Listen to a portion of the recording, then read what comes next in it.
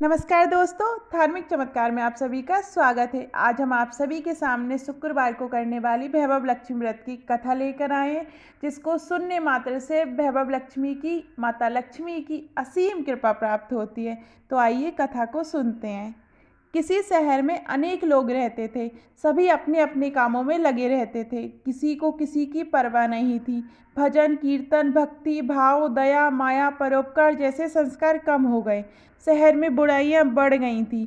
शराब, जुआ, रेस, व्यभिचार, चोरी, डकैती वगैरह बहुत से गुनाह शहर में होते थे। इनके बावजूद शहर में कुछ अच्छे लोग भी रहते थे। ऐसे ही लोगों में शीला और उनके पति की गृहस्थी मानी जाती थी। शीला धार्मिक प्रकृति की और संतोषी स्वभाव वाली थी।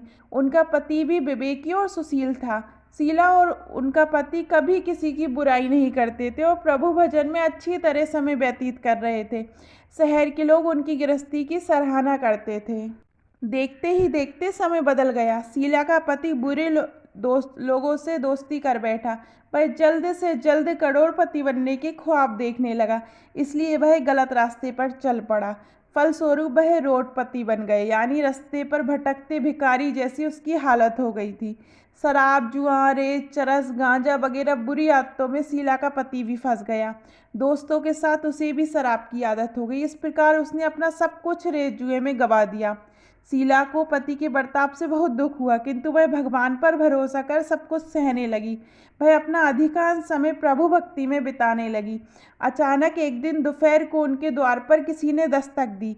शीला ने द्वार खोला तो देखा एक माजी खड़ी थी। उनके चेहरे पर अलौकिक तेज निखर रहा था। उनकी आंखों में से मानो अमृत बह रहा था। उनका भव्य चेहरा करुणा और प्यार से छलक रहा था। उनको देखते ही शीला के मन में अपार शांति छा गई। शीला के रोम रोम में आनंद छा गया। शीला उस माजी को आदर के साथ घर में ले आई। घर में बिठाने के लिए कुछ भी ना था, तथा शीला ने सकूचा कर एक फटी हुई चादर पर उनको बिठाया। माजी बोली, क्यों शीला, मुझे पहचाना नहीं? हर शुक्रवार को लक्ष्मी जी के मंदिर में भजन कीर्तन के समय मैं भी वहाँ आती हूँ। इसके बावजूद शीला कुछ समझ नहीं पा रही थी। फिर माजी बोली, तुम बहुत दिनों से मंदिर नहीं आई, तो मैं तुम्हें देखने चली आई। माजी कहती प्रेम भरे शब्दों से शीला का हृदय पिघल गया। उनकी आंखों से आंसू आ गए और वह बिलक बिलक कर रोने लगी। माजी ने कहा, बेटी, सुख और दुख तो धूप और छांव जैसे होते हैं। धैर्य रखो बेटी, मुझे तेरी परेशानी बता। माजी के व्यवहार से शीला को काफ़ी संबल मिला और सुख की आस में उसने माजी को अपनी सारी कहानी कह सुनाई। कहानी सुनकर माजी ने कहा, कर्म की गति न्यारी होती है। हर इंसान को अपने कर्म भुगतने ही पड़ते हैं, इसलिए तू चिंता मत कर। अब तू कर्म भुगत चुकी है। अब तुम्हारे सुख के दिन अवश्य आएंगे। तू तो माँ लक्ष्मी जी की भक्त है। माँ लक्ष्मी जी तो प्रेम और करुणा की अवतार हैं। वे अपने भक्तों पर हमेशा ममता रखती हैं। इसलिए तू धैर्य रखकर माँ लक्ष्मी जी का व्रत कर, इससे सब कुछ ठीक हो जाएगा। शीला के पूछने पर माजी ने उसे व्रत की सारी विधि भी बताई। माजी ने कहा, बेटी, माँ लक्ष्मी जी का व्रत बहुत सरल है। उसे वरद लक्ष्मी व्रत या वैभव लक्ष्मी व्रत कहा जाता है। ये व्रत करने वाले की सब मनोकामना पूर्ण होती है। वह सुख, संपत्ति और यश प्राप्त करता है। शीला ये सुनकर आनंदित हो गई। शीला ने संकल्प करके आंखें खोली तो सामने कोई नहीं था। वह विस्मित हो गई कि माजी कहाँ गई। शीला को तत्काल ये समझते देर न लगी कि माजी और कोई नहीं, साक्षात लक्ष्मी जी ही थी। दूसरे दिन शुक्रवार था। सवेरे स्नान करके स्वच्छ कपड़े पहनकर शीला ने माजी द्वारा बताई विधि से पूरे मन से व्रत किया। आखिरी में प्रसाद वितरण हुआ। ये प्रसाद पहले पति को खिलाया। प्रसाद खाते ही पति के स्वभाव में फर्क पड़ गया।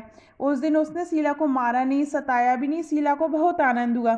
उनके मन में वैभव लक्ष्मी व्रत के लिए श्रद्धा बढ़ गई। शीला ने पूर्ण श्रद्धा भक्ति से 21 शुक्रवार तक वैभव लक्ष्मी व्रत किया। 21वें शुक्रवार को माजी के कहे मुताबिक उद्यापन विधि करके 7 स्त्रियों को वैभव लक्ष्मी व्रत की 7 पुस्तकें उपहार में दी। फिर माता जी के धन लक्ष्मी स्वरूप की छवि को वंदन करके भाव से मन ही मन प्रार्थना करने लगी, हे माँ धन लक्ष्मी, मैंने आपका वैभव लक्ष्मी व्रत करने की मन्नत मानी थी, वह व्रत आज पूर्ण किया है। हे माँ, मेरी हर विपत्ति दूर करो, हमारा सबका कल्याण करो। जिसकी संतान न हो उसे संतान देना, सौभाग्यवती स्त्री का सौभाग्य अखंड रखना, कुंवारी लड़की को मनभावन पति देना। जो आपका ये चमत्कारिक वैभव लक्ष्मी व्रत करे उनकी सब विपत्ति दूर करना, सभी को सुखी करना। हे माँ, आपकी महिमा अपार है। ऐसा बोलकर लक्ष्मी जी के धन लक्ष्मी स्वरूप की छवि को प्रणाम किया। व्रत के प्रभाव से शीला का पति अच्छा आदमी बन गया और कड़ी मेहनत करके व्यवसाय करने लगा। उसने तुरंत शीला के गिरवी रखे गहने छुड़ा लिए। घर में धन की बाढ़ सी आ गई, पहले जैसी सुख शांति छा गई। वैभव लक्ष्मी व्रत का प्रभाव देखकर मोहल्ले की दूसरी स्त्रियां भी विधि पूर्वक वैभव लक्ष्मी व्रत करने लगीं। वैभव लक्ष्मी उद्यापन विधि के लिए 7, 11, 21 जितने भी शुक्रवारों की मन्नत मांगी हो उतने शुक्रवार तक ये व्रत पूरी श्रद्धा तथा भावना के साथ करना चाहिए। आखिरी शुक्रवार को इसका शास्त्रीय विधि के अनुसार उद्यापन करना चाहिए।